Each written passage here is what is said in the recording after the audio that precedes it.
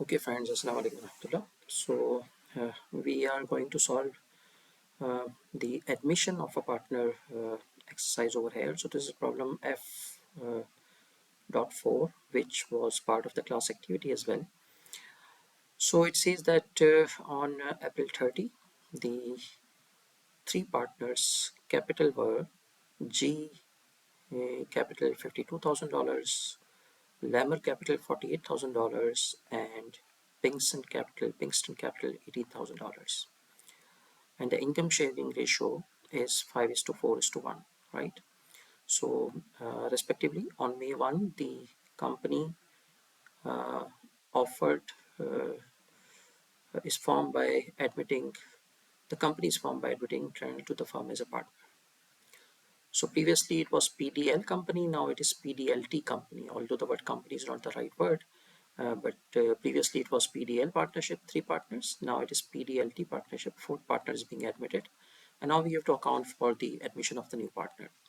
So the first thing that we should note is that the income sharing ratio, as we have already been discussing, is different from the capital ratio. So you can see the capital ratio is 52:48:18.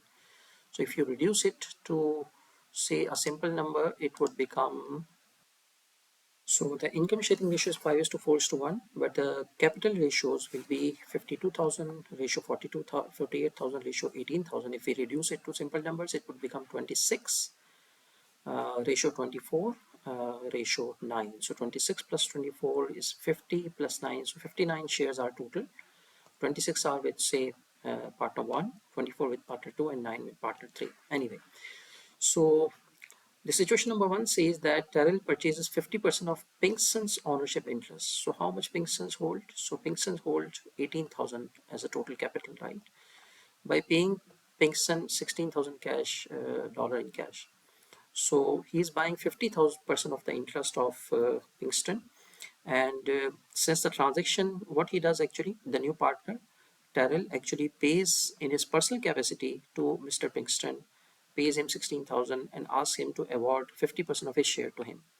And he says, okay, right? So the agreement is there. So now the interest of Pinkston has been reduced to 50% in terms of the capital, right? Whatever capital he has. And the remaining 50% goes actually to the new partner, which is the Terrell. So how do we account for in the firms, the PDL, the new company's financial statements, the new company's accounting journal?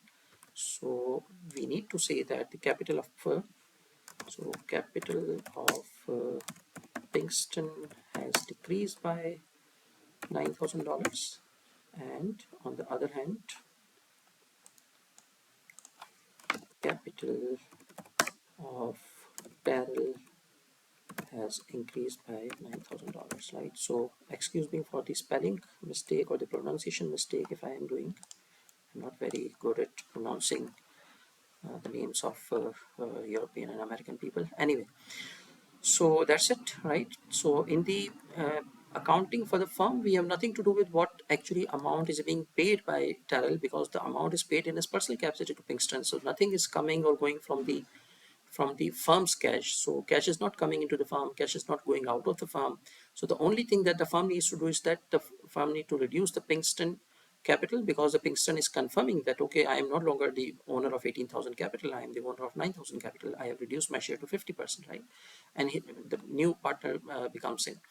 Now also we need to actually figure out the income sharing ratio. So the new income sharing ratio, what it will be. So the old ratio was 5:4:1, and now this 4, am I right? Pinkston is the last one. So this 1 has been divided into 0.5. So it should be 5:4:0.5:0.5. So the new income sharing ratio, let's write here, new income sharing ratio should be, it should be 5, it was 5:1. So this is the old, right? So old was 5:4:1, and okay, so control Z. So let's do it this way so that it doesn't convert it into time. And the new ratio is 5:4:0.5:0.5. 0.5 is the new partner, right?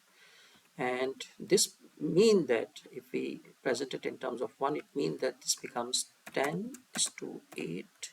is to 1 is to 1, right? So this is the new ratio, right? Okay, and the order is PDLT, so it's actually P ratio D ratio L ratio D, and L has to be capital, right? Previously it was PDL. Okay, so now coming on to the requirement number 2. So requirement number 2, this is requirement number 2, A2. Tunnel purchases 33.3, one-third interest from Loomer's ownership interest by paying Loomer 15,000 cash. So again, we are not concerned with how much cash he is paying, right? What we are concerned with how much ownership he is foregoing. So Lemmer is actually foregoing one-third of ownership, right? 33.33%. It means out of this 48,000, one-third of 48,000. So 48,000 divided by 3 is 16,000. So 16,000 is foregoing and transferring his capital to the new partner. So capital, now this is Lemmer or Loomer. Let me see the name. Is it Lemmer? Yes, Lemmer. Okay. So 16,000, his capital reduces, and capital Darrell is 16,000. Right. Now keep in mind that these are the requirement number 1 and requirement number 2 are two separate requirements, right? They are independent. It's not that the capital of the Darrell was previously 9,000, now it becomes 16 plus 925. No, these are two independent situations. So let's work out the ratios as well again. So let me copy here first. So the new is to be 5 now. So it has to be 5 ratio. The 4 is being divided into, so 4 means Lemmer is a second partner, right? So Lemmer was a second partner. So he is foregoing one-third of 4. So he becomes 2.67, right? 2.67 ratio, and it becomes 1.33 ratio, and it becomes 1, right? So these two, that is 2.67 and 1.33 makes up 4. So this makes up the old sharing ratio of the 3 partners, right? So let me color it so that you can have more sense of it, if it is possible. I don't know. Okay, yes. So now if we reduce it in terms of 1, it would become in terms of whole numbers, it should become, we have to multiply it by 3, so it will become 15, and okay, so 15 and multiply by 3, so put 2.67 multiply by 3, 67 multiply by 3,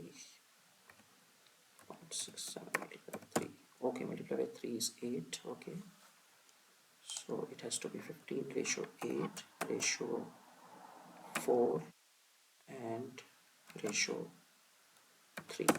So this is the new ratio, right? So we have to make them whole numbers, so this is the new income sharing ratio, right? Okay, moving on to requirement number 3. So now requirement number 3. Okay, so requirement number 3, Terrell invests $62,000 for a 30% ownership interest, and bonuses are given to the old partners. So this means that 62,000 for a 30% interest. So first of all, we record that we have received 62,000. So now the transaction is not between two partners individually in their individual capacities. The transaction is with the firm. So Terrell is giving cash to the firm. So we are debiting cash by 62,000. Now to work out the bonus, the old capital was 52,000 is equal to 52,000 plus 48,000 plus 18,000. So this was the old capital, and the new capital is now, since we have also received 62,000, so it is the old capital plus the cash that we have received, which is 180,000. So this has to be the new capital. Now out of this new capital, we have to now see how much Terrell is getting. So Terrell is getting 30%. So it means his capital should be is equal to this into 0.3, right? So actually Terrell's capital should be 54,000, right? So we credit capital of Terrell as 54,000.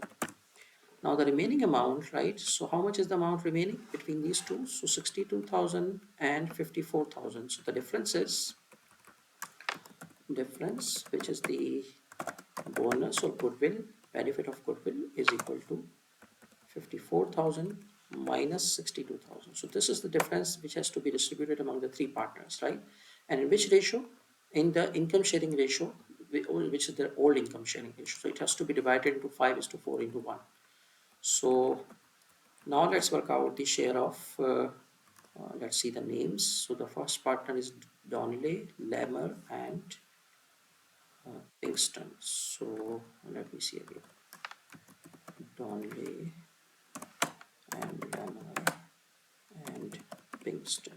Again, excuse me for the names mistake. So it has to be is equal to into 5/10, right? He will get uh, into 4/10, and he will get into 1/10. So this is the breakup of the bonus that the three partner will take, obtain. So their respective capital will be credited. So the capital of Daniel or Donley is credited by 4,000. So you get a further credit of his capital.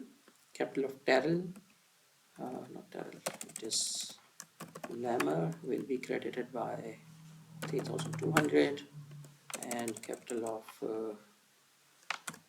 Pinkston is credited by how much? 800.